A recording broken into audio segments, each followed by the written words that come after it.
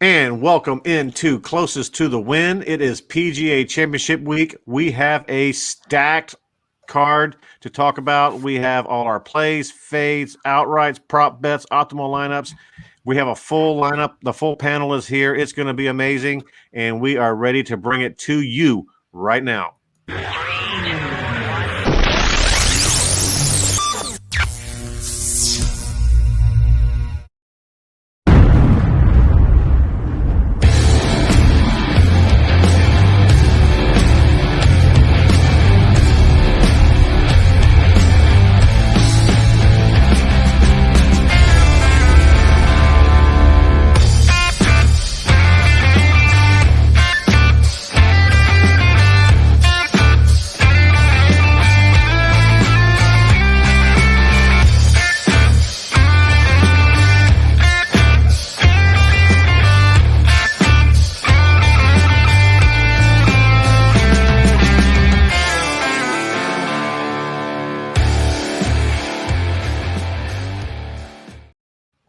And we are here, and Justin is not here. What the hell happened? There he is.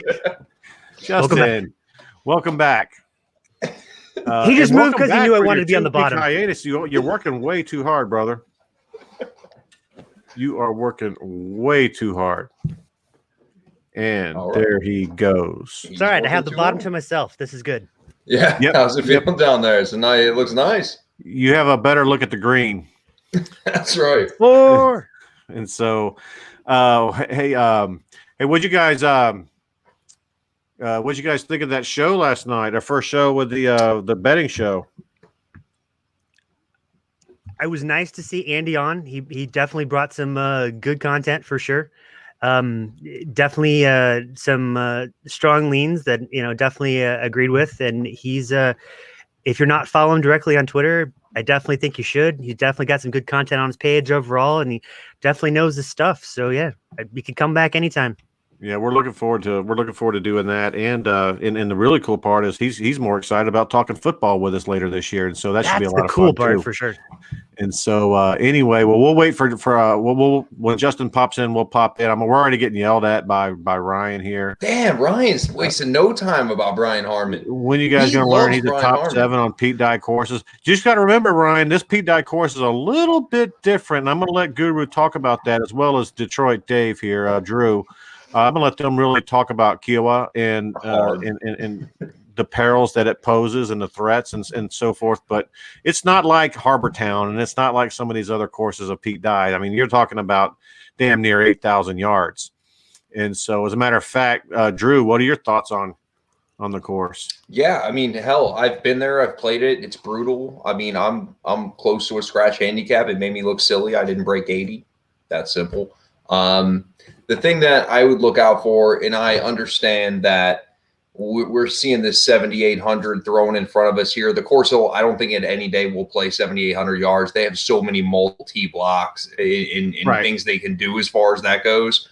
So I think with the fact that the winds are not supposed to blow outside of 15 or 20, which you're off of the ocean. So if that's the case throughout the week, these guys are going to get it going to an extent. It's still, I think, statistically the hardest golf course in the world.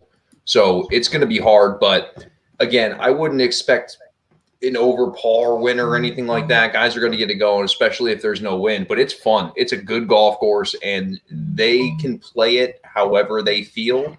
It's almost like if somebody goes low on Thursday, the superintendent or whoever, well, the PGA, superintendent can't do anything, but the PGA can kind of say, well, hell with that. We're going to play this at this tee. You know what I mean? Knowing what the wind conditions are going to be. And there's some of those par threes, man, where if the wind's blowing 20 to 25 back into you, it's literally hybrids over water to, essentially island green. So it'll be very interesting, but golf course will be super fun. If you haven't seen it, if you haven't watched this golf course, it's cool. Kiowa Island's kind of its own little island. There's one road in, there's one road out. It's a cool place if you ever get a chance to go see it or visit or play Kiowa Island, as long as you bring your wallet with you, because it will be slightly pricey. But again, good. It's going to be a fun week. And to one other thing I want to touch on, the fact that there's basically no bunkers, right? So there's no hazard at this point. So there's no rakes out there.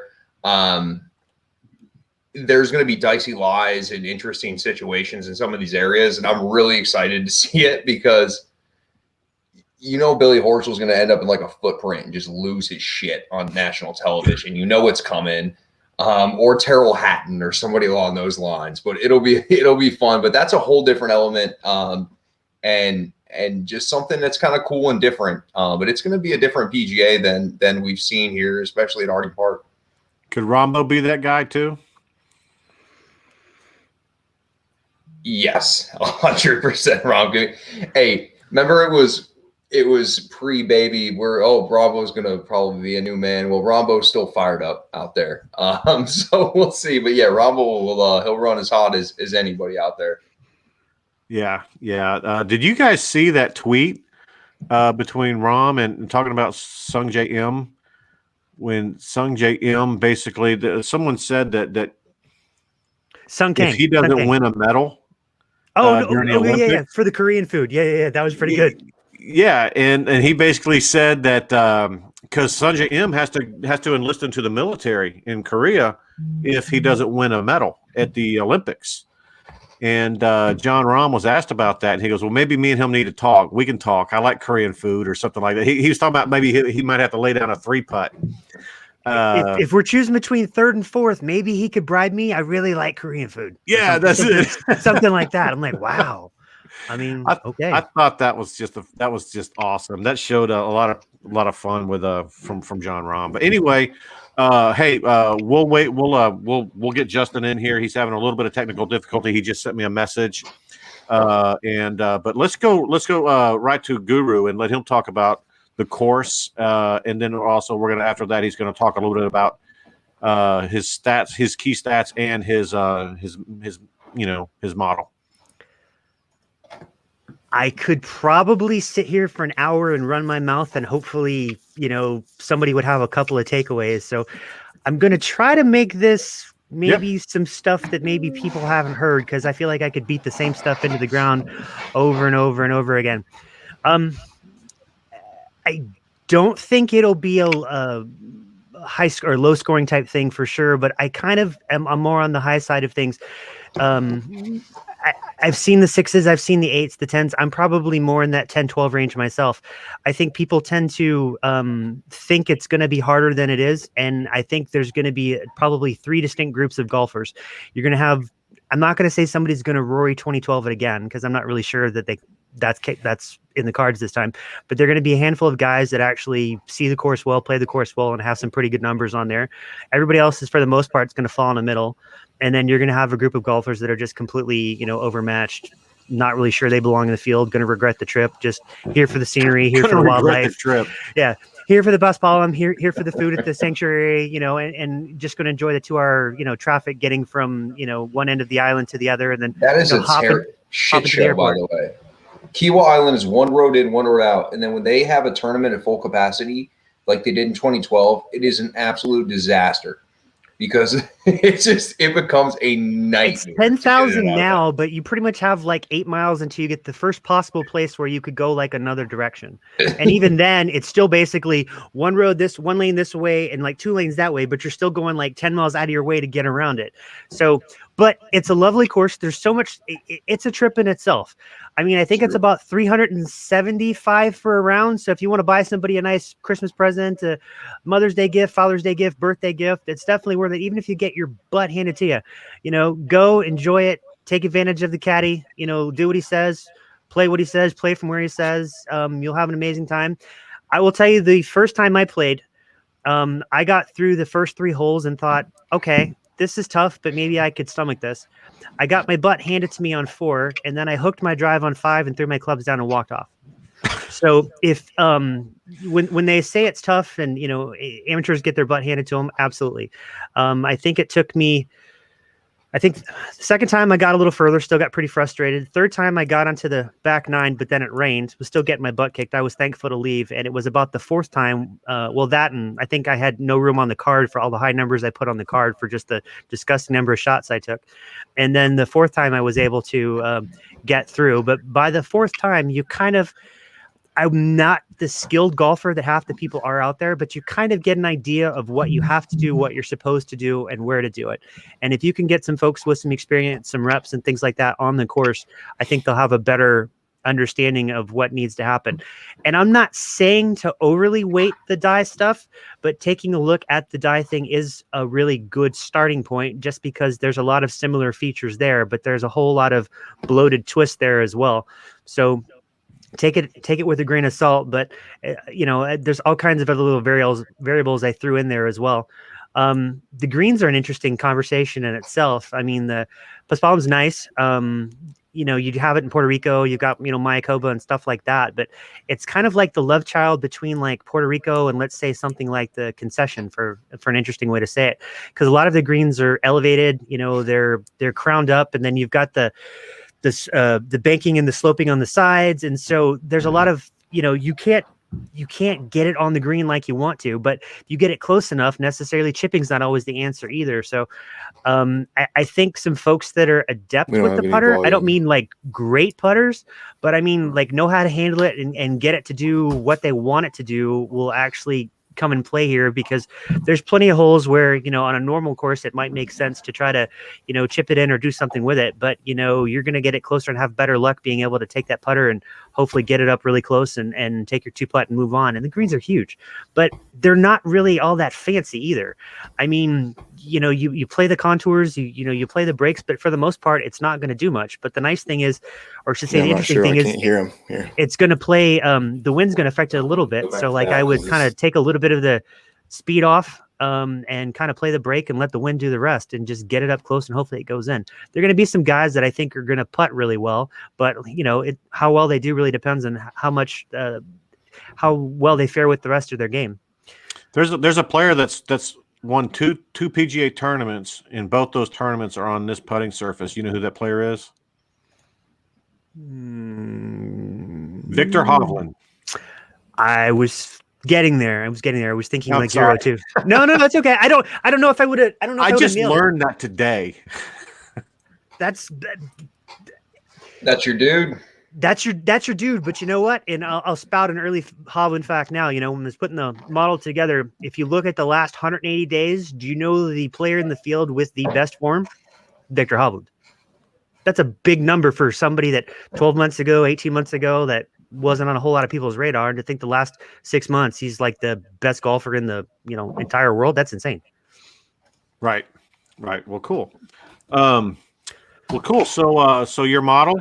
So I'll give you the crash course on this. So Kiowa is really interesting, and so I'll start with kind of what I did with the course history, if you will. There's not really a course history you can do, so I tried to kind of meld it in 3 different ways. So I'm going to have some sort of die weighting in there, which I did do, and so the die's in there, but it's not weighted like you think. Then I've got some comp courses, and interestingly enough, probably the top comp course for me was primarily the Honda. And I mean, it, kind of in an obvious sense, just because it's open and exposed and it's going to be, hampered by the wind, or it's going to have the, wind influence there too. But two other courses that actually, popped up, kind of for me that were interesting. The Houston Open and the Memorial Park. And then you've got the Golf Club of Houston too. And then, what's the other one? St. Jude, the Southwind. And what interesting about Southwind is the renovation company that did some of the most recent renovations out here at Kiowa. They did the renovations at Southwind, but they also did the renovations at Shinnecock Hills for the Open in 2018, which I've actually seen some people mentioning today as an interesting, difficulty comp in reference to this. So, which kind of leads to the third angle I put in. I did a series of one-off courses that I thought on sort of rotating venues, but for major events. So like for there, I threw in some Shinnecock Hills. I threw in Bethpage Black for the PGA. I've got the Whistling Straits in there. I looked at Quail Hollow, but I primarily looked at it from the context of the PGA in 17. And then I looked at Crooked Stick for the BMW in 16. And then I actually looked at Olympia Fields last year too. So that kind of blended together in a sense of like a course history component. I've got the odds in there, but I looked more top 5, top 10, top 20, and then kind of, made cut odds. I didn't really focus so much on the win just because I think there's a whole lot of people near the top that could get it done. And I just trying to find names that are actually some value that, could pop. So that's the, odds component. As far as the strokes gained, I didn't focus so much on the Paspalum, just because I really think anybody can putt on it. So for me, it was more of a, because there's not as many courses here in the States. There's more access to it on some of the Euro courses. So, I mean, to a certain extent, I think some of the Euro golfers might be more comfortable on it, but there's going to be some guys that do well with it. And there are going to be some people that just hate it. But, you could lose 2 strokes on the green, but if you're gaining 3-4 with your, off the tee, your approach, you're going to make up for it a little bit. So I'm not as worried about that. So it was more just focusing on more recent, putting stats, and then look at the links, the 0 to 5, the 5 to 10, 11 to 15, your 3-putt avoidance and stuff like that. The tee to green, I modified it like normal and put the good question. We'll get to it. The approach game is still up a little bit. The off the tee is down a little bit, and the around the green is up a little bit. I'm one of those folks that I still think the link's going to play a part, but I still think you're going to need to be probably more adept with the short game than a lot of people are giving credit for. I'm not. There's multiple ways you could win here. Everybody's got their own opinion on it, but I don't think it's a course. You could Bryson the course, which is fine, but if you don't have your approach game working, you don't have your around the green game working at the same time, and if you don't put it in the right spots, it won't matter how far you hit it. You're going to be playing in all kinds of trouble.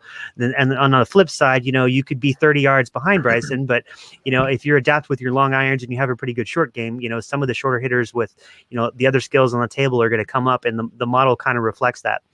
So is this where we're at? Bryson is now considered an adjective? Yeah.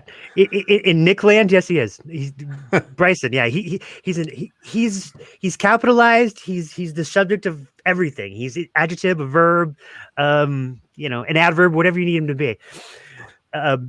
Yeah. No, listen. Yeah, no, not on the 280. If you look at the stats on tour, there's very few to nobody that hits it less than 280. You'd be surprised at the amount of people that would average over 280. I don't know the statistics off the top of my head. I think for the most part, everybody in the field is going to be hitting at 280 outside of maybe some PGA pros from the club. But yeah, in today's game, I just think like, dude, average is like 296 or something. Like it's incredible. Like is there, maybe I'm wrong. Is there many people out there hitting 280? Shit, I don't know. I think it's a little lower, but I mean, to your point, I agree. I mean, I think Cam Champ is like 315, 317. I think he's like third in the field. I think there's some low 300 guys that are maybe 15 to 20. So I think like 280 is maybe, I don't know, top 50, top 60, something like that. And if, you're going to eliminate the bottom 20, 30 guys anyway, just because even if they kill the ball, they don't have the rest of the game. So yeah, I mean, it's probably the upper, third to upper half of the field anyway. So I guess you could, but it's a stat to consider, but I wouldn't let that be my end all. Back to the model for a second. So the form, I broke up in 3 sections like normal. And I can tell you that I looked at 30 days just to get the recent bump. I looked at 90 days. That's going to take it back roughly to just before the concession in February. And then I went back 180, which puts it right in line, I think maybe the week before the Masters in the fall. And it seemed like a pretty good run of points to kind of see how folks have been doing over time. Then the second part of the stats, I didn't go full-fledged like monsoon British Open kind of wind, but I don't think it'll be calm. For me, the experience with the wind is that this week's going to be kind of different, but for me, it always seemed to pick up in the afternoon, but it looks like most of the wind forecast this week, the days start a little windier and then they tail off in the afternoon. But the holes along the particularly the back nine, most of the holes closer to the coastline. The weather forecast may say the wind's going to be 10 miles an hour, but some of those holes, on the back nine, there's probably a good 3 to 7 degree miles per hour difference in some of those holes there. So I definitely think it'll be a little gustier than in spots than anticipated. And some of those offshore winds come on pretty quick. So you may not have anything cooking. All of a sudden, the guy playing in your threesome maybe shoots fine. And then all of a sudden you're stuck, either waiting for the gust to pass, or suddenly you're blowing through a gust that lasts a couple of minutes and you have a completely different view, outlook. Great point. Run of your tee shot, approach shot, the whole deal. So it could change from one end of the hole to the other. So I stuck more with the moderate wind because I know there's going to be some. It may not be necessarily consistent, but most of the other stats are based, from the moderate standpoint. So I've got the odds, I've got the strokes gained, I've got the wind blend. And then the comp courses. I've mentioned a couple, but I usually have a few more, but I weighted the comps more because I have less, because it's really kind of an interesting animal. So for me, it was really the comps, the harder one-offs, the a little bit of the die, and then the whatever the hell the other one is. Yeah, I'm talking in circles now, but it came together pretty well. I could say I wouldn't have the top 5 I have when the model was done is not the top 5 I expected to have when I went into it. And there's some guys that are higher than expected, lower than expected, but maybe I'm biased. The biggest surprise for me was Answer. He's not very long at all. He's an interesting one. We'll touch on him. Yeah. Okay. Well, let's start touching on all these players. Let me do real quick. Let me do something. So This is incredible because I was just looking at this while Nick was talking. So out of 215 PGA Tour players, Ches Reavie at 207 averages 280 yards, which is crazy, right? So out of 215 people, the shortest person is KJ Choi at 270. There's only 5 people below that 280 mark. And then just to touch on Abe Answer again at 291. So it's not like it's not like he's like that's incredible that 207 people on tour hit it average 280 yards. Like, what the hell was that? So I mean, although Abe Answer doesn't bomb it, 291 will do you pretty well. Right. Well, you know what? Hey, I can't wait to get into these plays and fades. And so let's get right to it, man. Let's start with 10Ks. And we're just like every week, we're going 3 plays and 1 fade. And it's always silly when we have to fade someone in the 10K range, but we do. And so, and we have different reasons for fading different players, obviously. But let's get into it, man. Let's start with Justin. Come on, man. 10K. 10K. Bring the heat, man. I'm gonna lead off with Bryson. For all the reasons that you would expect. He's number 1 on tour in shots gained off the tee and shots gained tee to green. He's the longest hitter on tour, and I think that's going to matter this week. And at 10-2, he's in the bottom of the range, pretty much. And so I think Bryson's an easy call for me in the 10Ks this week. Second, I'm going to go with Spieth. I mean, he's been unbelievable. And I know I don't have to tell the pro this, but I mean, he's looking to like peak Jordan form right now. So I'll get on the bandwagon now, albeit a little bit late, but I'll get on the bandwagon. Dude, you're way too damn late, but we'll allow you on. Come on in. Well, I appreciate it. My third guy, I'm going to go JT. Excellent on die courses. Excellent in any stat that you want to call up. I think he's a threat to win every week. I think he's really dangerous this week. So I'll give you JT. He's number 1 shots gained on courses over 7,400 yards. Number 1 in the field for courses over 7,400 yards. Number 1 shots gained. Last 24 rounds, he's number 2 in approach, number 2 in ball striking. So whatever stat you want, he's right there. And for my fade, I'll fade the most expensive guy. Rory balloons up to 11.5. Obviously, it was a great win for him 2 weeks ago. I'll hard pass on the 11-5 for me.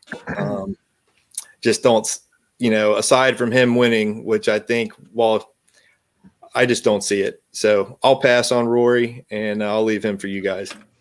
So it was just a financial decision. As much as anything. I mean, when I can have Spieth at 10-1 or I can have Rory at 11-5, I'll take Spieth every time. Or Bryson at 10-2 for that matter. All right, let me ask you this. If Rory was 10-1, the same as Spieth, who are you taking? I'm going to take Spieth still just because of his recent form. Oh, you made somebody happy. While Rory's had a great week, Spieth's been great for 3 months. And ultimately, I think that'll shine through this week. Good deal. Hey, Pro, you go ahead. Yeah, so I mean, shit, Justin and I are on the same page this week. Let's roll, baby. Yeah. I like Bryson too. Listen, why not? Like, what don't you like about Bryson at Kiawah Island? It's a fairly wide open golf course. I know they claim the rough is at 3.5. This time of year, the ball doesn't sink to the bottom of the rough like it does when they played in August in 2012. Different kind of golf course. It's hard for me. I look at everything statistically Bryson does, and it's just like, how the hell don't I play this guy? Right. And so I do. I mean, he's to your point, he's first in strokes gained off tee, first in strokes gained tee to green, first in strokes gained total. I mean, it's hard for me not to play him, and he's at 10,200. I'm not going to play or fade Rory, but to your point, like, I probably would have played Rory if he wasn't 11-5. Like, I can't come out here buying a Bentley trying to make a lineup. Like, we got to get some Toyota Camrys before we start talking about luxury vehicles as far as my lineup. I'm also going to go with JT. Love the fact JT, of course, is a PGA Championship A. His statistics are way better than you would think. I don't need to get all into him. I think that he's going to be able to hit that little smother hook driver he's been hitting quite recently, and he's going to be able to get around this golf course. It's hard for me. He was my third pick in the 10K range, but I still had to go with him. On Spieth. I mean, I already wrote it down. Yeah, I mean, listen, he's at $10,100. I mean, that's crazy. I could argue him or Victor Hovland's been the best player on the planet for quite some time now. There's nothing he's done to make me not want to pick him. Again, ever since we started the show, he's been fantastic. I don't know if it was me, his game's been different. I'm fading Jon Rahm simply because Jon Rahm he just hasn't looked like Jon Rahm recently. It's hard for me to fade a guy that I talk about statistics. He's as good as they come. He's as chalk as they come. Again, he is not showing me recently that he's been in great form. I can't take Dustin Johnson coming off the WD with the knee injury last week. I don't know what that is. I don't know if it's something. I don't know if it's nothing. His form hasn't been great. So yeah, I'm still going to fade Rahm. DJ was actually possible, but I just struggle to fade DJ at this point. Makes sense. I mean, I need to see Rahm contend soon. I get there. Guru, what about you, man? This is the one I'm interested in. I mean, I'm interested in all of them. Don't get me wrong. I'm sorry. Yeah, I had fun with this one, trying to go back and forth and trying to narrow this down. So let me go with I'll go with the easy one first before I get all fun with this one. So I guess you could say 3 for 3 with JT. He was the second one I marked down, but I took him. Biggest thing, the easiest way I can sum it up. So as far as the model goes, there were 5 golfers, which is a lot compared to normal, but it's a PGA. So, you're going to have some elite guys in there, but there were 5 golfers in the field that were in the top 20% of the 7 major category groups we use. And he was one of the 5. So that was a check in the corner for me. As far as the win stats, basically he was the 3rd ranked win golfer based on the secondary stats I used according to the model. So that was noteworthy for me. As far as the comps go that I used, he was number 1. As far as the die aspect of it, he was 18. As far as the harder one-off courses I used, he was 6th. as far as the form of the last 30 days, I had him 23rd. The last 90 days, he was 13th. In the last 180, he was 6th. So he's been pretty consistent for a long period of time. You look at the last 80 days, and roughly for him, the last 80 days was about 23 rounds. He's second in approach, 12th around the green, and then it comes out to 24 rounds just because it was an easier number. He was 4th in birdies, 8th in bogeys, 14th in greens and reg. That was a pretty good package for me, and I think it just makes sense. And, you know, I'll deal with the 11-3 and figure out where I'm going to cut some salary elsewhere. So that was number 1. I'm going to get on the DJ train. He was number 2. Oh, yeah, I am crazy. Woo woo. So I get the knee thing, but I also know that his handlers and people, from what I understand, told him to play last week, and he decided not to play. Paulina had other plans. Yeah. She wanted to get here and soak up in the sun for a week and have a good time before he got down to business or whatever. So I'm thinking he's motivated to come back and, you know, show people that he's got his, you know, A game and ready to go and prove why he was number 1, you know, golfer in the world. So he was on my list. You know, we know about the form because he's been there, but he was actually the number 2 golfer in the field as far as the wind aspect goes. So that was good for me. He was 3rd in comps, 12th as far as the die goes, and he was 1st in the field as far as the one-offs. So he can handle the course. He's got the length because he's 21st off the tee in the last 80 days. So if you believe, you know, he's there, still worry about the putter a little bit, but, you know, we'll see how it goes. And again, if putting's important, but not the primo stat thing, then his recent weaknesses with the putter is not going to bother me as much. And then you look at his last 24 rounds, 31st greens and reg, 20th driving distance, 14th in birdies, and 23rd in bogeys. And I actually do like the fact that he's kind of teeing off late in the afternoon on Thursday. I do think there's going to be a slight advantage to that Thursday afternoon, Friday morning wave as far as the wind and splits like that. So I'm gearing more towards some of those PMT times on Thursday versus the AM. Not to say the AM guys won't do well, but my card and DraftKings is a little slanted that way. So let's get to number 3. Number 3 was fun because now you're choosing between Rahm, we're choosing between Spieth, and then you get down to Rory and Bryson. So there's a difference between a fade and there's a difference between a no play and a play. So I'm going to pay for Rory, my friends. Rory's number 3. Wow, you're spinning up big this week. Yeah, I think there's. I'm sorry.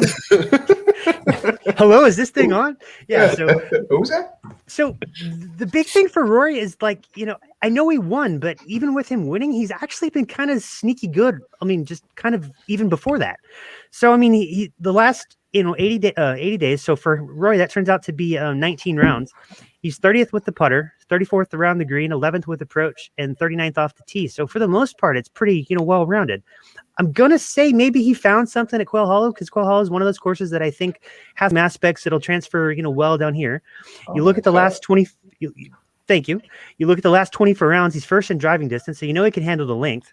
16th the greens and regs, 16th in birdies, 29th in bogeys, and then you look at the rest of the stuff. He's 14th with the comps, 3rd on the dies, 8th with the one-offs, and then you look at the form. I mean, you know, he just won, so he's going to have the primo most recent form. But then even with all the up and down crap in the middle, you know, he was still 36 over the last 90 days, and he's, you know, 15th over the last, you know, 180 for the 6 months. The only thing that's a slightly off, just the win marks for the other categories were still about 46, which is a little lower than I expected, but I'll take my chances with it. So then where do you go for the fade, man? That's the tough part. So I'm actually going to fade Bryson. Oh, that's fair. So I feel better. Yeah. No, I couldn't do.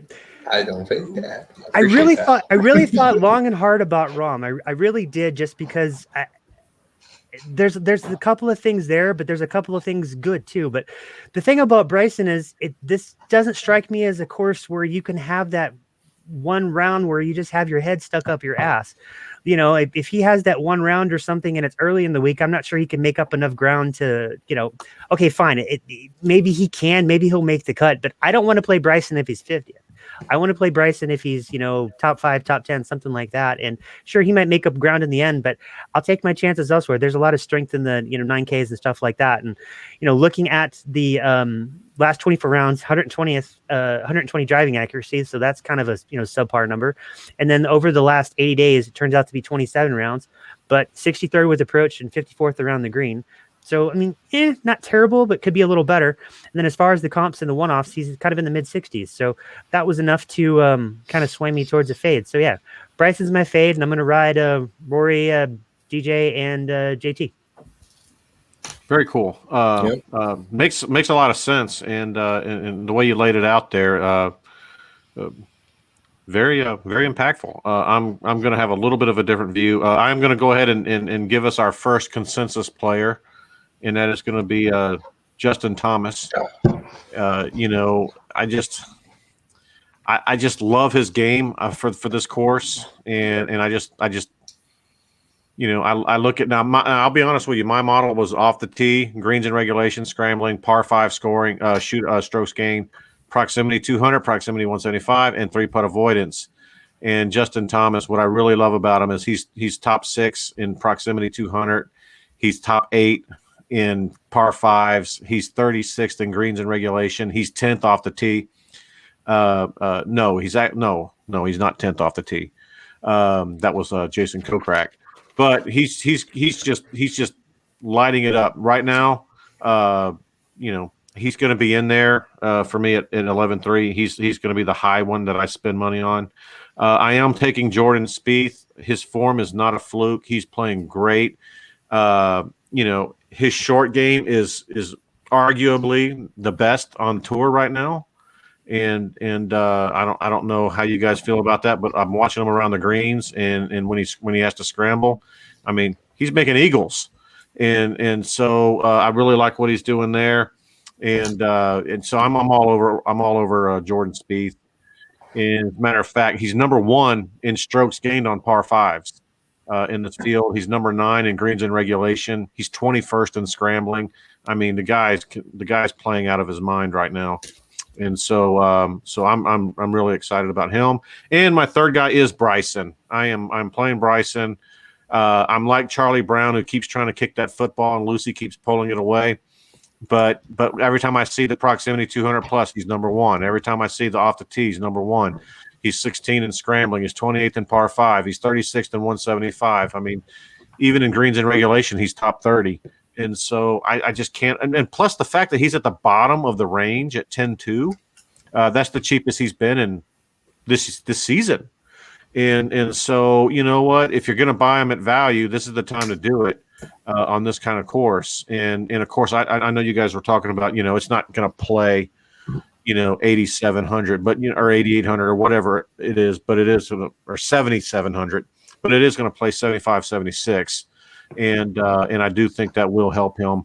My fade, I tossed and turned on this one on several, and I went ahead and faded Rahm as well, even though he's only 10-5. I'm kind of like pro here. I want to see it, and you guys know that I always go with recency, a little higher weighted gain on 24 weeks versus 36 or 50, and you know, the last 24 rounds. Jon Rahm's just not doing it for me, and I know Ryan made fun of it and saying, "Hey, baby poo, no sleep, all that kind of stuff." I guarantee you, he's getting some sleep, but I'm not playing him this week. He's my fade. Obviously, he's a great player and he can go out and win the thing, but I'm gonna fade him if I have to fade one. It was between him and DJ, and so I went with Rahm, and so there we are. Let's go straight to 9K. And we'll start with Guru on 9K. So I don't want to say I was all in at the Wells Fargo, but I was damn near pretty close for all in. So if I liked the guy for the Wells Fargo, and just because he withdrew because he stepped on his neck funny or whatever it is, I'm going to go right back to it. And he modeled out pretty well. So I'm going to start with Webb. Let's go. He modeled out third for me. You know, at 9,200, it's a pretty good, you know, number to build with. He was another one of those 5 guys that was top 20% of all the major 7 categories I used. So the things that stood out to me. So last 90 days, he's, you know, 5th in the field. Bless you. Last 180 days, he's 11th in the field. Over the last 80 days, he's got a few less rounds than somebody else, but you know, still 17. So 17 is still a pretty good number. But he was 13th off the tee, 18th in approach, 14th around the green. And this is a guy that is known as a fairly decent putter. So if the putter's not the thing working, you come to a place where putting's perhaps not as important. If the rest of the game transfers and he finds a little putting for him, he should be okay. Last 24 rounds, 7th driving accuracy, 3rd greens and reg, 2nd in par, 2nd in bogey. So he's not really doing anything horrible the other way, and he's still 13th in birdies. So he's scoring and getting the job done. He's 17th in the wind, 8th with the comps, 4th with the die, and 31st on the harder courses. So yeah, I'll take my chances at the 92. It gives me some room to maneuver and go other places. So I'm going to go next a little further down the board, and I'm going to chase my friend, Mr. Patrick Reed, one more time. Oh, boy. If there's anybody that's going to let me down and make me cry this weekend, it's probably going to be Patrick Reed, but I'm going to let him do it because I'm just that guy, I guess. So his form's been pretty consistent. So last 30 days, I've got him 19th. Last 90 days, I've got him 19th. Last 180 days, I've got him 18th. I mean, can't really do much better than that. He's 7th in the one-offs. So he's, showing up on the harder courses, getting the job done.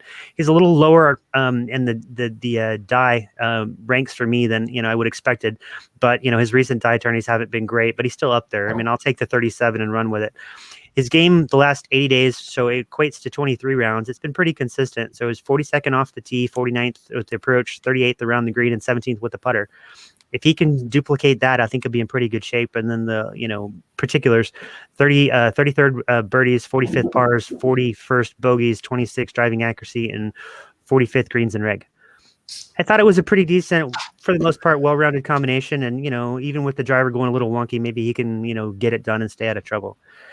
So, number 3. I guess I was drinking. Maybe I wasn't drinking. I don't know. But, I have to throw some wild cards in here and make you guys just scratch your head and say, what?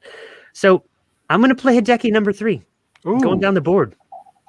So he was 29th, which means I'm passing over some guys in the 9K range. But I tell you, the thing I like, the last 25 majors he's played in, this goes back to 2014. He's made 21 of 25 cuts. If you think it's going to be a harder course where scoring's not necessarily a, premium, I've played him on some higher scoring courses where I shouldn't. But if you think he's going to, be a bit of a grinder, it's going to be a harder course and, he can get by with shooting 69 or 70 for the most part, this might be a place to play him. I mean, his form's been pretty consistent. I mean, you look at the, 180 days, again, 6 months, he's been 32nd in the field. He's up there. Last 90 days, he's 26th. Last 30 days, he's still even 54th. He's 3rd in the field as far as the one-off courses. So he's been doing pretty well with the, the harder PGAs, US Opens, things like that. I've got him 9th in the comps. I've got him 36th with the die ranking. The last 80 days, so that turns out to be 25 rounds for him. It's still 15th with the approach, 25th around the green. He's actually been putting okay. It's just not, necessarily worth, putting on paper. Then the last 24 rounds as a whole, he's 26th in birdies, 35th in bogeys, and 25th greens and reg. It's a little sneaky. It's a little under the radar. It could burn me, but at the same time, if it plays like I think it'll play, I think he'll be up there. I don't think it's the sexiest pick in the 9K range, but yeah. Well, no, there's when you're passing guys like Hovland and Catlin and a whole bunch of other players that you have ranked. Morikawa ranked a lot higher than him. Yeah. So speak of the devil, I'm going to fade Morikawa. Wow, really? Yep. One of the best iron players in the PGA, huh? Yep. Burn me at concession. I'll let it burn me again because I still think I was right, but we'll see how it goes. Last 80 days, so he's got a 19-round premium, so he's 70th around the green and 76th with the putter. If either was a little higher, I'd probably play him because there are a couple other guys with similar profiles, but the fact that he had 2 under 70 was kind of a mark for me. Last 24 rounds, he's 86th with driving distance, and then he's 116th with pars. So the game's been a little more volatile, and I don't know if he's got the length or the short game to get it done. He's 29th in the comp, 79th with the die, and 60th with the one-offs. The only thing that really checks the box is the fact that he's okay with the wind. So for 9,800, I'll go a little lower and take a pass. So Morikawa is my fade. I'm going to play Decky. I'm going to play Webb, and I'm going to play Patrick Reed. Wow, I like it. Justin, what do you got? All right, so just to piggyback off that, I'm going to play Morikawa, just for Shot and it's hard coming after you because you make such great points about him. But ultimately, I'm gonna hope that on these greens, his putting will be good enough. He's first in shots gains, ball striking in the last 24 rounds. I'm gonna count on him. I know he's been sneaking over there and playing every chance he gets. So he's been priming for this one. He's had it circled on the calendar. So I'll play Morikawa despite the Guru. For my second guy, I'm going to play Victor Hovland.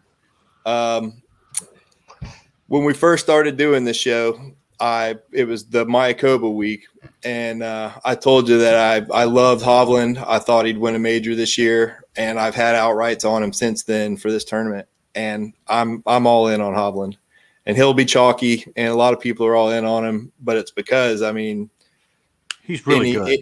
Any stat you want to look at or the eye test, I mean, the guy's been great. So I'll play Hovland as my second guy. And then my third guy, the Guru already laid out, Webb Simpson, third in the model. He's 45-1. Like I said, hopefully he got over that crink in his neck from last week or whatever that was. You and Pro need to go on a double date with Simpson and Spieth. Let's go. Hey, we're going to Chili's, dude. Applebee's, baby. But yeah, I mean, when I see him that high in the model, that's an auto bet for me. My fade is Patrick Cantlay. I mean, he is at the bottom. I hate to fade the guy that's the cheapest guy in the range because there is some value there. But I mean, I don't know how you could trust him. I right now he's playing like an 8K player. I mean, he was a 10K player. Now he's down at the bottom of the 9K range, and he hasn't done anything to support that. 7K player, playing like a 7K player. Yeah, right. So I'll fade Cantlay, and I'll play Morikawa, Webb Simpson, and Victor Hovland. Awesome. All right, Pro, what do you got? Bring it.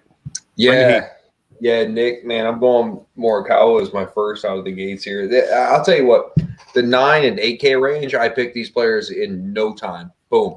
Like this guy. So I'm not going to beat a dead horse here. We've talked about all these players. Collin Morikawa, he's the best iron player on the planet. And I think to Nick's point, it was basically his putting's been ass ever since really, when he won concession. Forever. Yeah, at concession.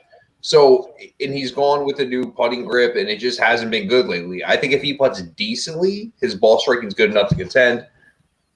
I'm going to go with Vic Hovland as well. Again, not sure there's much needed to be said. The dude's just that good. Consistency-wise, tell me somebody that's better. I mean, the dude's constantly on leaderboards. And he's going to win his fair share I think he's going to win major championships, if not this week, in my opinion, but it could be. And then Patrick Reed, again, guy that plays great on tough golf courses. He's getting back into form. His game's interesting. I like the fact that his short game is so efficient. Again, driving accuracy this week, I feel is not nearly as important as we talk about any other weeks. Patrick Reed's going to hit fairways. These fairways are wide open. Nick will tell you he's seen them. They're big fairways, right? When and that's why it's tough for guys like me and Nick or whoever goes to plays. We're going to hit shitty shots that are going to go into these areas where you're not supposed to be. But at the end of the day, these fairways are pretty big. You know what I mean? You have the opportunity to put the ball in play. And as far as somebody that rolls the ball well, and it doesn't matter what grass it's on, Patrick Reed putts well. And I think the harder the golf course, the better Patrick Reed is. And I'm going to take the low-hanging fruit. I want to fade Patrick Cantlay just for the same reason Justin said. Why the hell would I not? Like, what have you done for me lately? He's got like 4 MCs in a row. Like, I don't know what we're doing here.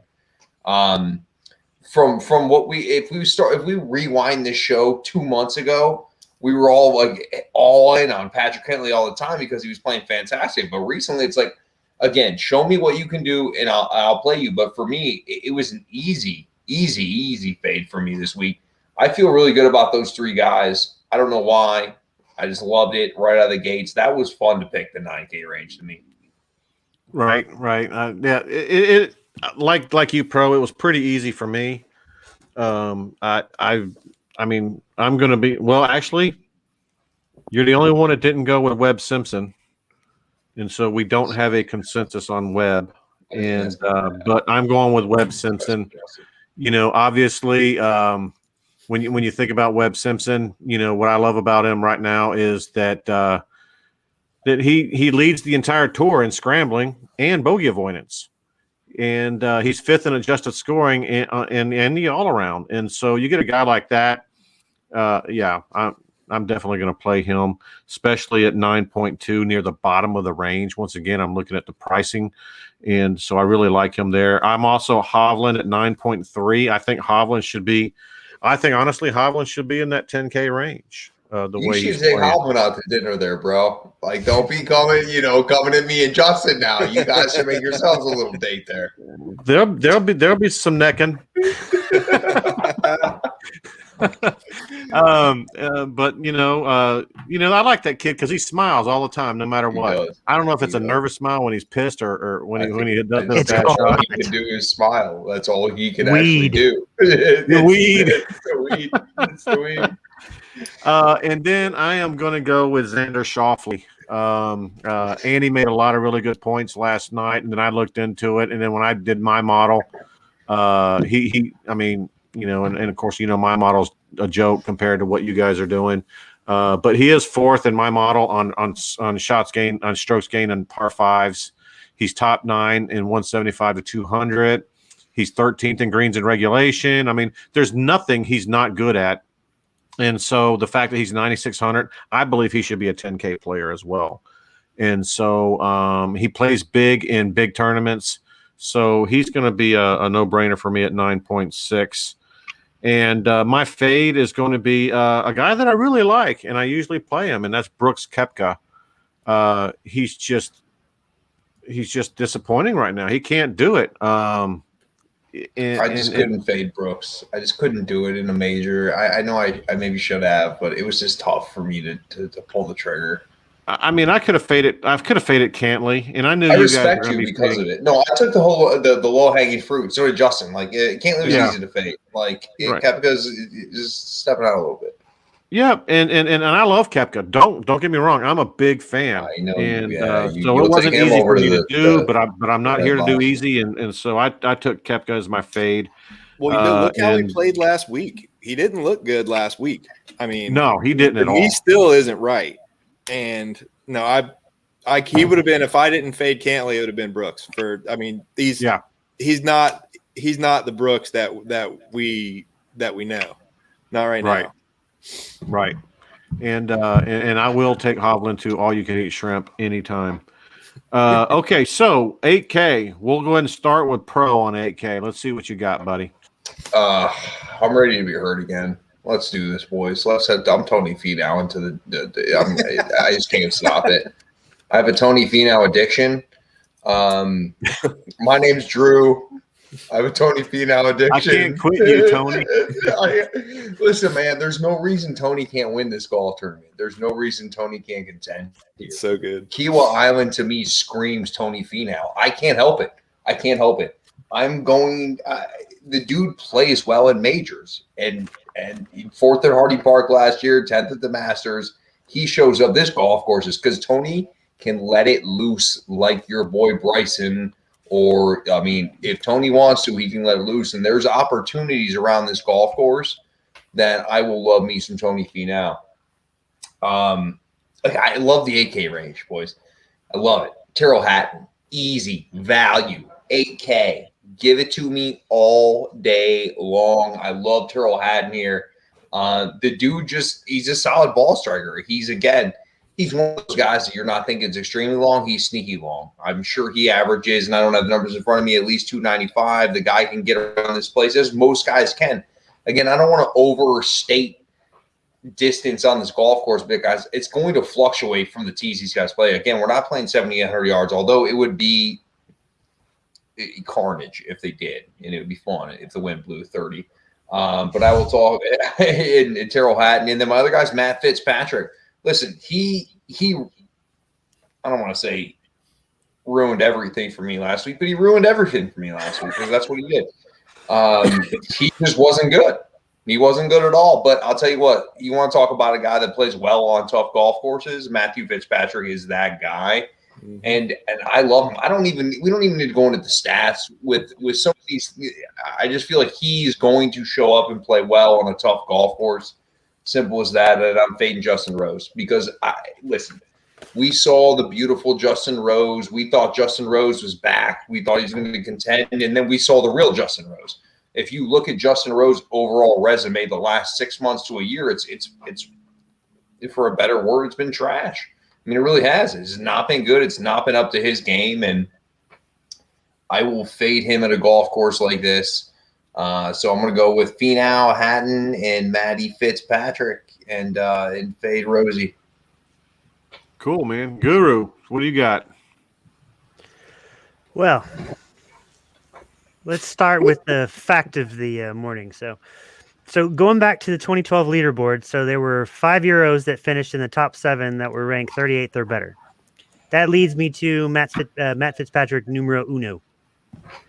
So I played him last week. I recommended him last week. I knew better than to play him last week, but I still went ahead and did it anyway. And, knew last week was going to be a bit of a scoring thing, and it surpassed anything that I expected for sure, and then some.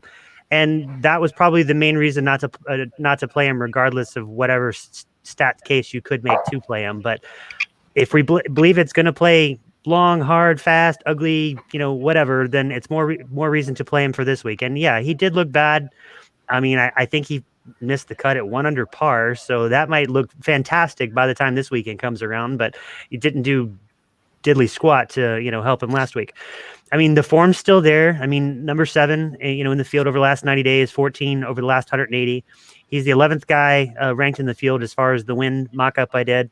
The comps make sense, top 40. The die makes sense, top 30. The one-offs make sense, top 20. I mean, he's there. He's got his last 80 days, he's 4th off the tee and 8th with the putter. He's 18th in birdies, 20th in bogeys, 39th in pars, 15th in driving accuracy, and 35th in greens and reg. That was a pretty good combination for me. The next one on the list for me is, sorry, I've got so many notes here on so many people because it is such an amazing tourney. It's the obvious one. It'll be the top guy on the model. It'll be Daniel Berger. No way I can play him, or no way I can't play him. Right. I'll be honest with you. It's a guy that I wasn't even on my radar until I started building, and it just all fell into place. And as it was falling into place, started kind of sniffing him out and kind of seeing what made sense on paper. And he was actually surprisingly a lot better than I thought. And I liked him even more after that, pretty impressive final round he shot up at the Byron Nelson last week. So I think his game's in a pretty good place, but he's another one of those 5 guys that was in the top 20% of the 7 major categories put in the model.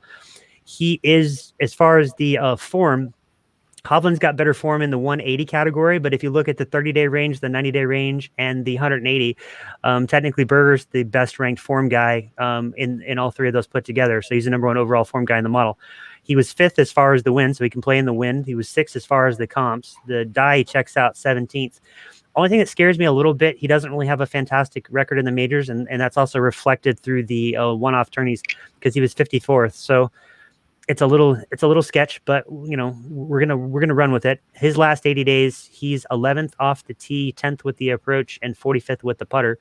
So around the green's just a little off, but he's one of those guys that could dial it up, I think, in really any category at any point. Last 24 rounds, 2nd in birdies, 5th in bogeys, 48th in driving distance, 8th in driving accuracy, and 4th greens and reg.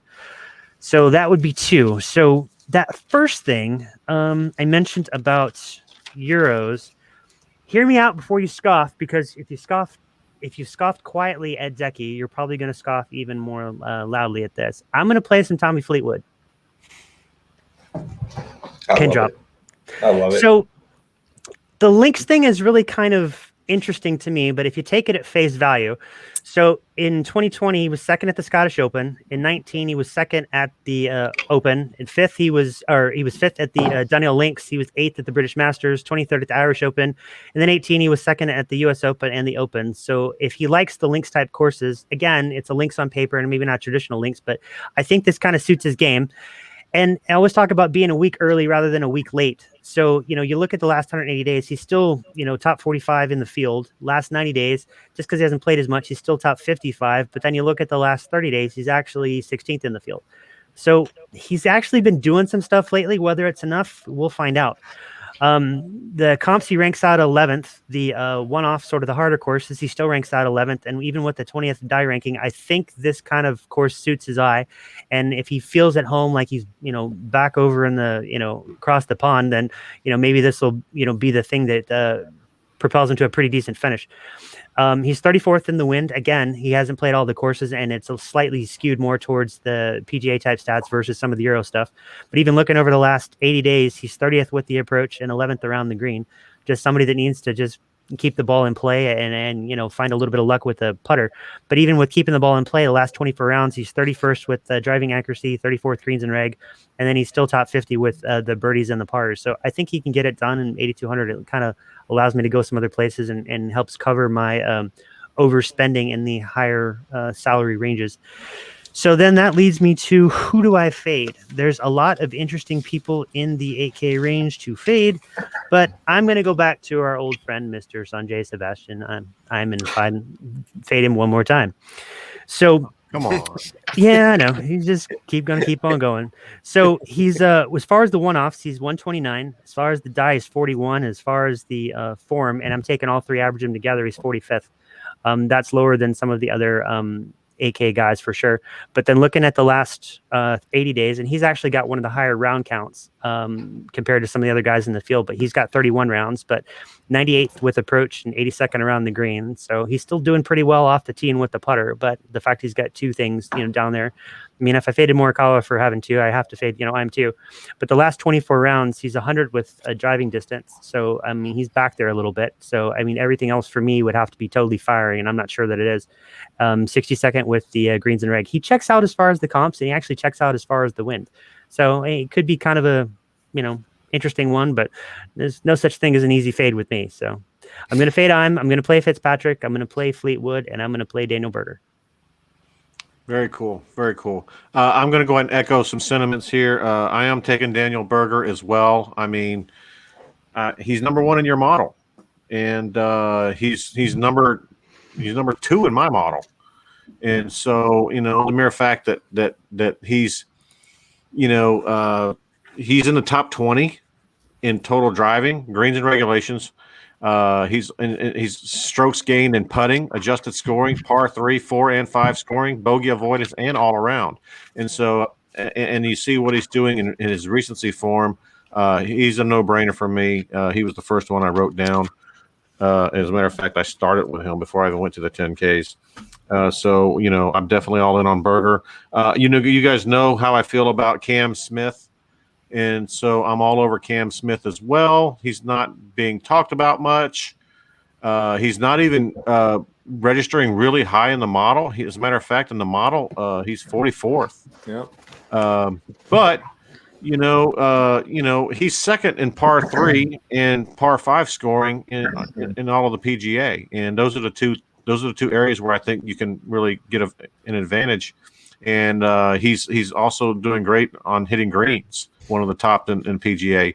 So he plays well on these types of courses and big field events. So I'm taking Cam Smith faux show at 8.9.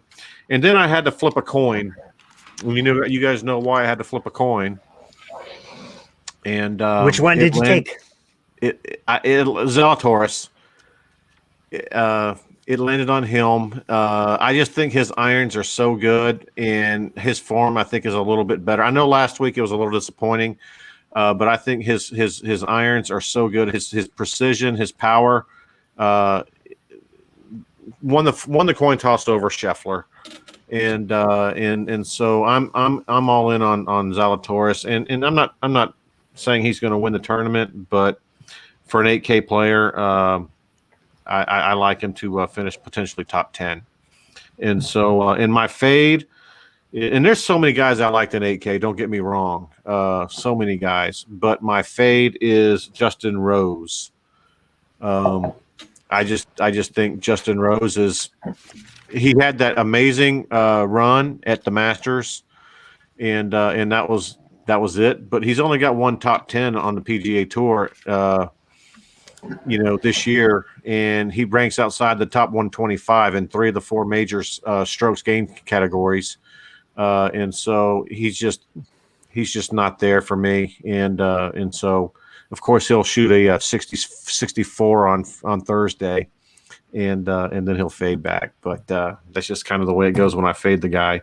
And he is a Euro, so I did have to get one token Euro fade. Actually, you can call Rahm one too, but the Spaniard. But anyway, that's where I'm at on that. I wish we could have picked 4 because I would have taken Scheffler and Zalatoris. But let's go ahead and see what Justin's got to round up 8Ks. All right, so yeah, we all you just me and you have really similar picks as well. Obviously, I got Berger, number 1 in the model. I mean, it's every stat. He's got 5 top 20s in his last 7 events. I mean, he's just. Enough said on him. Second, I had Cam Smith too. I think he's got plenty of distance. The last tournament he played, they won. With him and Mark Leifman. And he was a rough Friday away from really being in contention at the Masters. He played well and put a couple in the water that hurt him. But Cam Smith's right there, and he's good enough to win. So I'll take Cam Smith as well. My third guy, I'll go Louis Oosthuizen. Oh, I like that one. Yeah, I think his ownership will be pretty low. I think he's still got time to withdraw. He does still have time to withdraw. Assuming he doesn't withdraw, I like him a lot. Maybe not to win, but if you like him in top 10, top 20 bets, I think there's some good value with him as well. And, in DraftKings, he's 8K. He's the cheapest guy in the range. Yep. So you can make him work with a lot of lineups. So I'll go Berger, Cam Smith, and Louis. And, to the surprise of no one, we'll fade Justin Rose again until he gives us a reason not to. Get out of here. That's right. There's 3 out of 4 there. And consensus fade. Well, hey, while you're going, just go ahead and give us your 7Ks. Okay, 7Ks. I'm going to go with a guy who got consecutive top 5 finishes, Abraham Answer. Number 5 in the model. At 79, I'll take him all day. He led Wells Fargo in shots gained approach a couple weeks ago. He extremely accurate with his irons. He's going to be playing from the right spots, accurate off the tee. So I'll take Answer at 79. My next guy I think is a great value is Cory Connors at 76. If you look over the last 24 rounds, he's 5th in shots gained off the tee, 4th in shots gained approach, 2nd in shots gained ball striking, and 3rd in shots gained tee to green in windy conditions. So, Connors has been great. So at 76, I'll go with Connors. My third guy, and I struggled with this one, but I'll go Brian Harman. He's been in sneaky good form. Hasn't played a ton the last couple weeks. I worry about distance a little bit with him, but y'all have kind of talked me into that maybe the distance doesn't mean quite as much as we thought. 14th in the model, 90-1. I'll have some action with Brian Harman. Like 74. So I'll take so I got Answer, Connors, and Harman, and I'll fade Sergio coming off 3 straight missed cuts. Sergio. I might have faded him even he hadn't missed cuts, but made it easy for me. Wow. What about you, Guru? What do you got in 7K? This will be good. I don't know if it'll be good. It'll just be fun. So, yeah, I'm pretty heavy on Answer. So I'm going to start there. So modeled out number 5, which was kind of surprised me when it was done, but then breaking it down, it makes some sense. So his last 8 starts, they've all been top 26s or better. So the form has been good for a while. You break that down sort of like in a time period. So he's 4th over the last 30 days, he's 10th over the last 90 days, and he's 13th over the last 180. So, that's top 10% of the field pretty much across the board for a 6-month period. So that's pretty solid for me. Who's this player? Answer. Oh, Answer, yeah. Yeah. So then you look at the last 80 days. So for him, that's another high round count, but this is kind of what surprised me on paper in terms of how sort of well-rounded it is. So he's got 31 rounds in the last 80 days. So he's 17th off the tee. He's 19th in approach. He's 35th around the green and 41st with the putter. That's pretty well rounded if there is some. Say so myself. So he's 19th in the wind. He's 25th with the comps. He's 19th on die. Last 24 rounds, he's 4th in driving accuracy, 11th greens and reg, 3rd in bogeys, 1st in pars, and 31st in birdies. And then the only thing that's a little off, just because he hasn't played them all, and he's had kind of a mixed bag at a couple of them, he's 44th with the one-offs. But, I mean, he's as far as like the last best comparison I can give you to the last 80 days, he's almost lining up with Rory head to toe. So if I halfway like Rory for the same or different reasons, just even looking at a recent strokes gained category, I have to take answer too. So and the 7,900 allows me to play some guys up top. So that's number one. Like the junk food you can't quit, or the girlfriend you shouldn't just be involved with, or whatever. Well, I'm gonna go back to Paul Casey one more time, and he's gonna break my heart again. I know he is, and that's okay. But that price and everything else on paper is just too good to pass up. And, again, he modeled out 8th. So the fact that I've got 2 guys in the 7K range that are in my top 10, I have to take them. I mean, and I want to, but I still have to take them. So the form's there. I mean, for Casey, so last 30 days, he's 28th. Last 90 days, he's 20th. And last 180 days, he's 10th. He's the 7th ranked guy in the wind. As far as, I broke it down. He's 14th on the die, and he's 5th in the one-off. So he shows up at the big, hard, mean, nasty tourneys that nobody wants to play. I go back to that whole, Euro Englishman stat from the course in, 2012 as well. He's 43rd in the comps. He hasn't played them all. Again, he sort of picks and chooses his spots. So I know I said this with the Valspar and even the Masters, and to a certain extent, even the Heritage, but maybe this is the tourney he, 1 out of 20 tourneys he shows up and actually does pretty well. The last 80 days for him, he's 9th in approach, 24th around the green. Last 24 rounds, it's 9th greens and reg, 17th driving accuracy, 39th driving distance, 25th in birdies, 6th in bogeys, and 15th in pars. That seemed like a pretty decent combination of things to throw up there. Now, because I spent some money, means I have to get a little creative in some of my other spots, and this is where the fun comes in for me. So I'm going to go back to my old friend, Mr. Matt Kuchar. So he's a little lower in the model, but he's 31st. But at 7,000, I will take a stab at it. So he's got 4 top 20s in his last 5 starts, which is pretty good. Last 80 days as a whole, he's 43rd in approach, 52nd around the green, 43rd with the putter. You look at the form a little more in depth. He's 26th last 30 days, 40th last 90 days, and 48th last 180 days. So he's been pretty consistent, somewhere in that top 25 to top 50 range, and that 7,000 price point kind of bears it out. And he seems to show up on the harder courses, which is nice because he's 2nd on the die, he's 15th with the one-offs, and he's 31st with the comps. So based on the that kind of stuff, I think he could show up here. And just to back it up a little bit, he's 52nd greens and reg, 40th with driving accuracy. He's not the longest guy, but I still think he can put it in play where he needs to. 31st in birdies, 38th in pars, and 41st in bogeys. So I'm going to play Kuchar, I'm going to play Answer, I'm going to play Casey. And then, like always, I'm going to take the low-hanging fruit at least one time just to hang out with the cool kids. So I'm going to fade me some Cam Champ.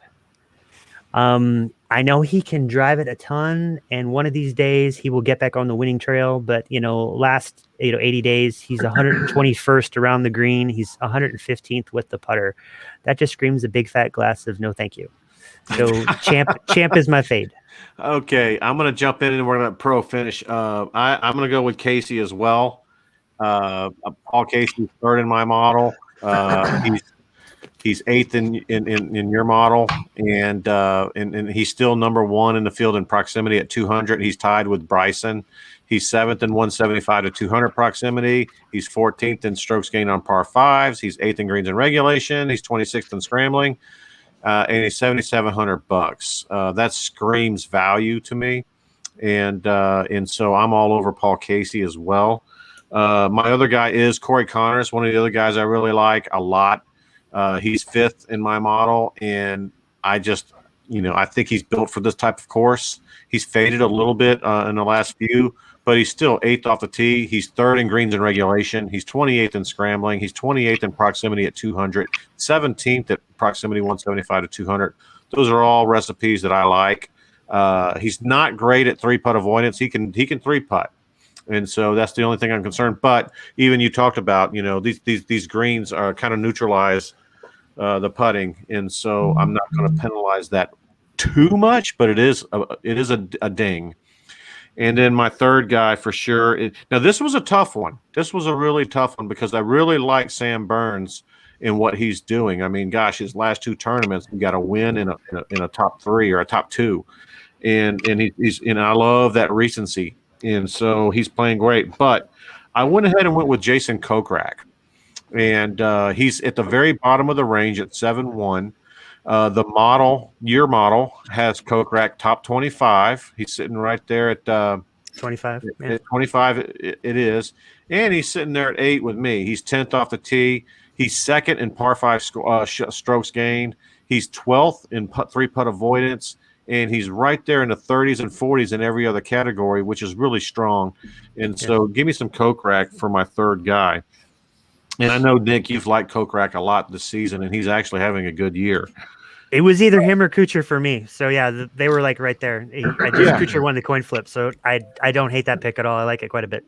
Thank you. And this is why I like your fade, because I also had Cameron Champ. And one of the reasons I faded him, and even in my model, it shows him 5th off the tee. However, he's 135th in scrambling. He's 127th in 3-putt avoidance. He's 116th in strokes gained par 5. For a guy that's that long, he sure can't get it done anywhere else. And so you're right. Until he gets that going again, I'm fading him. He doesn't need to be a 7K. There's no reason for him to be in the 7Ks and guys like Ryan Palmer in the 6Ks. It just makes no sense to me. And so, but it is what it is. And so I'm going to fade that guy. And if anybody wants to get cute and play him because they know he's long off the tee, just remember this grass is not going to give him as big of an advantage in the fact that he's that poor at those other things, especially scrambling, because he's going to have to scramble. And he's probably the worst in the field at scrambling. And he's 135. That's just terrible. So those are my guys. We're going to let's see what pros got here. Yeah, so I'm not going to say much about Abraham Manser. I think you guys have said enough. He's an easy play for me. A couple of guys you haven't mentioned. Matt Wallace. I like Matt Wallace's form. He's been really good. He's kind of an under-the-radar guy, but I do like him, and I do like his outright odds as well. And then I'm going to go with, this is a shout-out from my boy Justin. I'm going to go with Gary Woodland. At 7,500. And the reason being is his form seems to be coming back to an extent. It does. He was good at times last week, wasn't great. He couldn't put together 4 rounds, but I do see his form kind of heading back into place. I'm going to fade old Uncle Lee Westwood. What's the show that a Westwood fade? Yeah, listen, I mean, after the second of the players, it's been a miscut, 63rd, 21st. His form hasn't been that great. I know he was on a roll, but I think he's kind of gassed out. I just couldn't fade the Rickster boys. I tried to. I couldn't. I talked myself out of fading Ricky just because that's just disrespectful. Even though he probably should be faded. I thought about it. We'll let him live another day. Well, he's at the very bottom of it. He's at 7K. Yeah, just leave the guy alone, right? Yeah. Just let him be. He's hurt enough. Yeah, he's right fading himself on DraftKings. Yeah, no doubt. All right, so that takes us to the value plays. We've kind of gone a little long. So value plays. I'm going to go ahead and jump in here. Palmer for sure, 6.9, and I'm going to talk about him in outrights. I got him at outright at 200 to 1. I'm not saying that he's going to win this tournament, but I believe he's playing better than a 6.9K player. And so I'm all in on Ryan Palmer. I'm also really liking Norton. I think Norton is playing a lot better, and his game is really shaping up. And I really like him. I looked at his numbers. He's number 1 in the field in 3-putt avoidance, and with those huge greens, there's going to be chances of some 3-putts. I also like the fact that he's 17th in the field in strokes gained par 5. He's 30th in the field in scrambling. Those are all real positives. And at $6,600, Yeah, give me some Norton. And also for value, I like the guy that you guys have been picking on a lot lately. I like Harry Varner the third at 6.6 as well. And Varner is, I've got it right here. He's 15th in greens in regulation. He's 34th in proximity from 175. He's 44th in proximity from 200. He's 23rd in three-putt avoidance. Once again, these are all really strong numbers for guys in the mid sixes. And these guys aren't guys that are going to win you tournaments, but they're going to make cuts. And that's what you're looking for these guys. And then I've got one super, super long shot. I don't want him to win, but I do like him for very, very, very strong value at 6.3. And this is all about coming in hot. And I'll be honest, Rick Rungood turned me on to this guy, and that's Dean Burmester. He has actually, in his last 7 tournaments, finished 8th or better, including 6th in his last week at the British Masters. He was 4th the week before that. He was 1st and won a tournament the week before that, and he was 8th in another tournament 3 weeks before that. He's coming in hotter than anybody in the entire PGA, and this course fits his game. And so near the very bottom at 6.3, if I can get him to make a cut, I could put in 5 guys that are all chalky that can win this tournament. And as a matter of fact, I'll just give you guys a real quick example. I was talking with Justin before the tournament. Before the show, and by having a guy like Burmester in there, it allowed me to have a lineup of Xander Schauffele, Cameron Smith, Daniel Berger, Tyrrell Hatton, and Paul Casey. And then I'd throw in Burmester, the hottest player coming in. And that still gives me $800. And so I really love that lineup, and I love playing that guy. Now watch him, of course. I said the same thing about Tom Lewis, but he's not playing nearly as good as this guy. But if he plays well at $6,300, I just want him to make a cut. No shock and awe on that one. No. No. I'm not. To be honest with you, it's a good play. It is. He's been really damn good. Well, good. I was waiting for the smirk, but I usually get one of those a show. All right, let's hear it, Pro. Let's hear your 6Ks. Yeah, so I'm gonna go with Carlos Ortiz. Had a little hiccup in his form, but I think he was pretty decent last week. He's a good value play. I also like Stewart Sink. We want to talk about form. I know it's kind of even since he's won, he's actually been pretty solid tee to green. It's really all with the putter with Stewart Sink. I've kind of mentioned multiple times that Stewart Sink drives the ball way longer than you would ever imagine. As far as he averages over 300 yards off the tee. He's also first in greens in regulation on tour, so that's not a bad deal. And then I'm actually going to take Charles Schwarzel. Really played well last week. Yeah, he did. Again, a guy that we knows how to win in a big spotlight.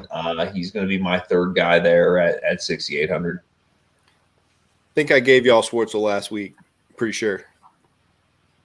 Yeah, I think you put it top 20. I think so. You faded him, didn't you?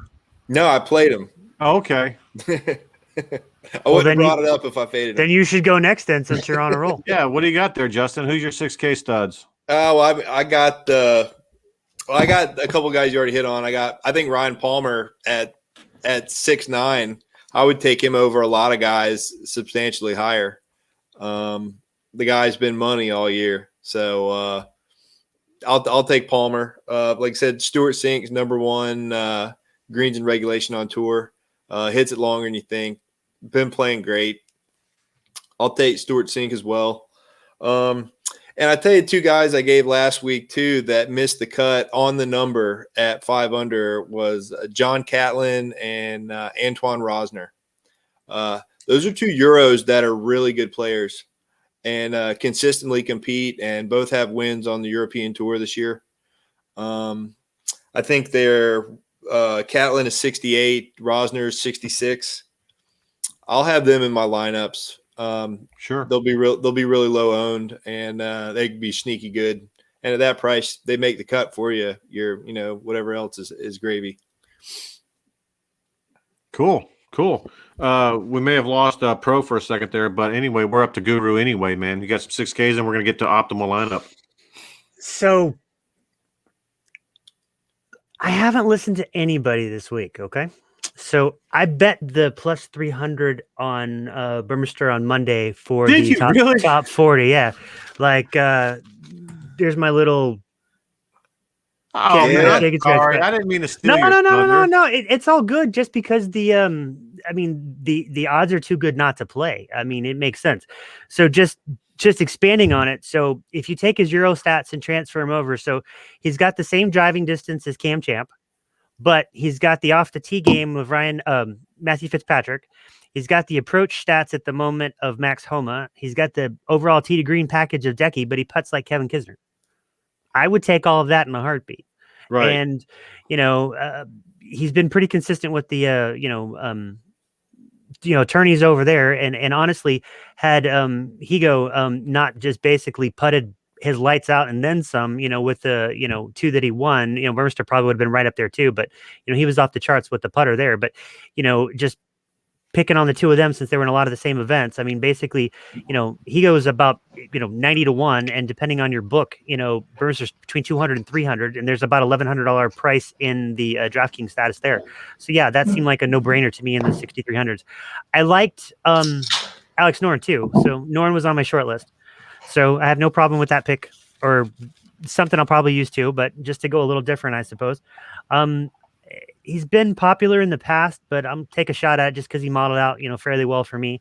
And, he's still from the whole South Africa thing, since they seem to be the ones in vogue right now. So I'll go back to the Christian Bezuidenhout.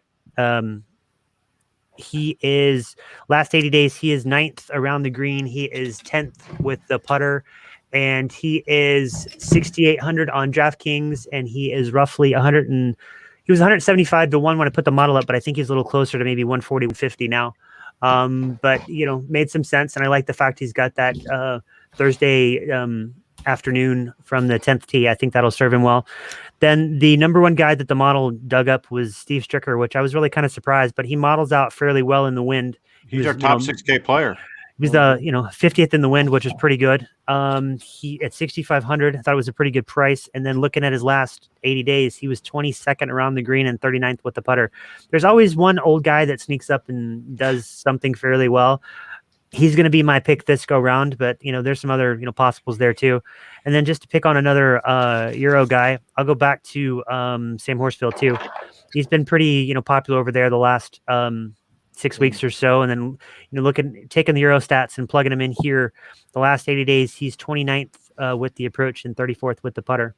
So those are 4 guys I really like, but for the most part, I think you're going to need one 6K guy, honestly, to probably crack, a pretty good lineup, but I'm not sure I'll get there because I think there's some decent guys in the 7K range, in that 7,000 to maybe 7,300 range that, maybe you can bottom that out depending on who you like up top. Yeah, I agree with that 100%. And so, but there's a few down there that when you really want to play some chalk, you can do it. Yes, sir. And so that's why you can play a whole lot of different lineups. I love the fact that you were on Burmester as well. And then, by the way, I did bet him at 350. And so, bravo. I mean, why not? Why not? For sure. And so, well, hey, let's just jump right to the optimal lineup, guys. I've got that right here. And I went ahead and showed the totals. Beautiful. And go ahead and rock and roll here. So Berger was number 1 in the model, and he is definitely a part of this week's optimal. He 8,700. Then you have got Justin Thomas number 2, and he is 11,300. And what's nice, based on the model, technically Berger's a clear-cut number 1, and technically JT is a clear-cut number 2, in terms of where they're spaced out from each other. So that's a good sign. And then based on the fact that Answer and Casey are both in the 7K range and popped up in the top 10, they were going to be must uses as well. So Abe Answer's in there at 7,900. Paul Casey's in there at 7,700. And then based on what's left, then you can go a couple of different ways. And the models seem to land on Charlie Hoffman. He's been a popular pick with the optimal and some of our plays the last few weeks as well. And I think he models out well to continue to do well here. He's a guy that shows up on some tougher courses, but the tee to green game has been pretty solid for him, and I think he can make some putts. And he's played on some coastal courses too, so I don't think the putts bomb is going to be I don't think it's going to help him. I don't think it's going to hurt him. I think he'll just get it done. So he's in there at 13th in the model, and he is 7,300. And then it wants to round out with Emiliano Grillo at an even 7,000. He's a guy that shows up on some coastal courses. Generally plays, fairly decent in the wind. He's overall game lately has been pretty good. He's been, marking up some good, showings and some recent tardies and things like that. So together, those 6 guys are 49,900 and projecting out about 530. It's kind of a tough tourney to predict because, the lower it goes, the less points that'll be scored. So it's kind of a hybrid of some other tourneys. And I think the 530 is a pretty decent number. I think it'll be close. It might be a little higher, it might be a little lower, but I'll run with that. So I feel pretty good about the projected points that the model threw up. But I think there's a lot of good building blocks there. I mean, the fact that, Berger's under 9 and the fact that Answer and Casey are, under 8, I think, that allows you to go lots of places.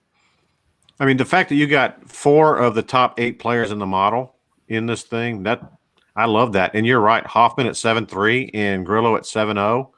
Yeah, I love that optimal lineup. That's and you had some other and once again, to your point, there's a lot of jump off and shifts that you can do with that lineup as a base. I mean, you just lock in Berger, Thomas, Answer, and Casey, and then just play around with those other 2 guys, and there's a lot of different options you can have. I'm a fan. Let's hopefully it pays off for all of us. Yep, and and Ryan comes in here with Heritage has been talked up as a comp. Grillo got second there, and so I don't look at Heritage too much of a comp for this one. I know they're both Pete Dye courses, but I don't know. It's something to look at, but I don't think there's one drop dead like must all use stat or one drop dead must use all course. There's just a lot of things, and depends on how you shuffle the deck of cards. It's going to come out a bunch of different ways for a bunch of different people. This was just my interpretation, and we'll see how it goes. But I'm definitely with Ryan. I think Grillo is definitely a great play, especially at damn near 6 in the 6Ks at 7.0. I like Grillo too, so he'll definitely be in some of my lineups. Any outrights you guys want to talk about before we hop off here? For me, it's the obvious ones. I mean, Berger at 30. I mean, I got Webb at 45. I get Answer at 55, and I drank the Casey Kool-Aid again. So I mean, I hit the top because I liked the prices and they were in the model, so it just made sense. And then touched on the. I don't normally dip too far into the top 20, top 40 market, but yeah, the Burmester thing at plus 300, 3-1 for the top 40. I don't want to say I put the mortgage on it, but there's a lot more in a top 40 than I've put on it in a long time. So we'll see how it goes. What about you, Pro? Yeah, I mean, I'll take Spieth 14-1. I also like Patrick Reed 33-1. I'll hop on the 55-1 Abe Answer bandwagon as well.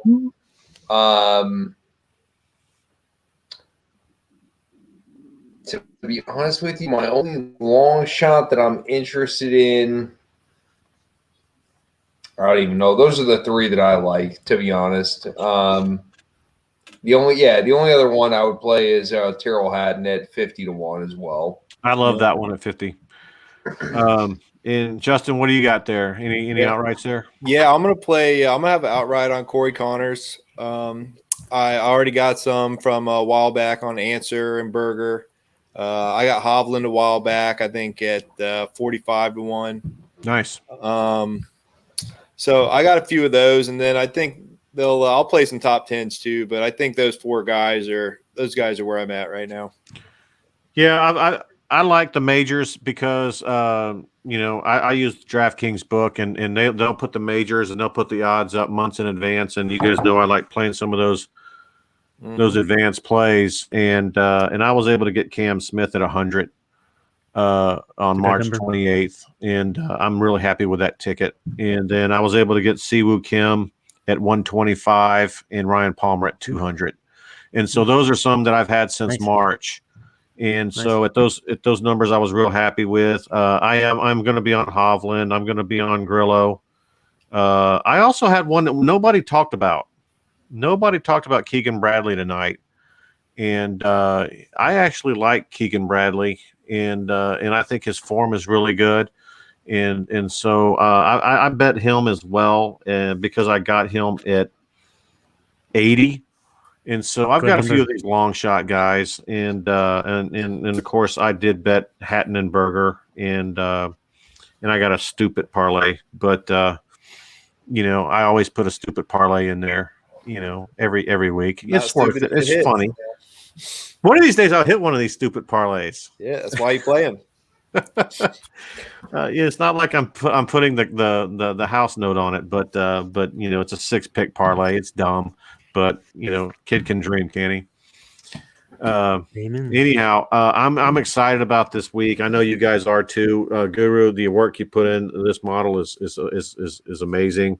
I can't wait to see the article tomorrow. Profile and contender. I don't even know where you start with this kind of field on this kind of course, and so I'm anxious to see how that turns out and get that out to our peeps. I've got the beginning. I've got the end. I just need to figure out a way to connect it. That'll be tomorrow. Spieth wins by 1 million. The Grand Slam completed. There you go. My goodness. I got to figure out if I'm going to put some on Spieth as well. Probably not going to get there just because it's too high. The number's so high. But anyway, hey, thanks for guys. I also want to let you guys know to be sure to like, subscribe.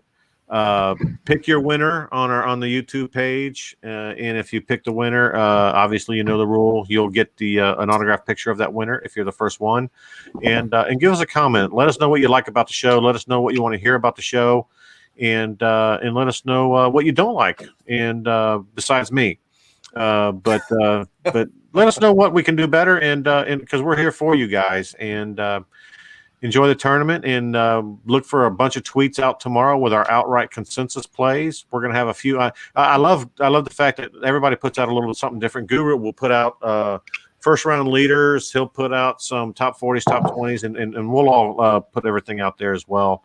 And we'll have all that out there by tomorrow afternoon. And we wish you the best. Yep. Any final words? Have a good one. All right. Peace out, everyone. Did you get all that? If not, make sure you head over to hammercast.com, subscribe, and join the Hammer Nation.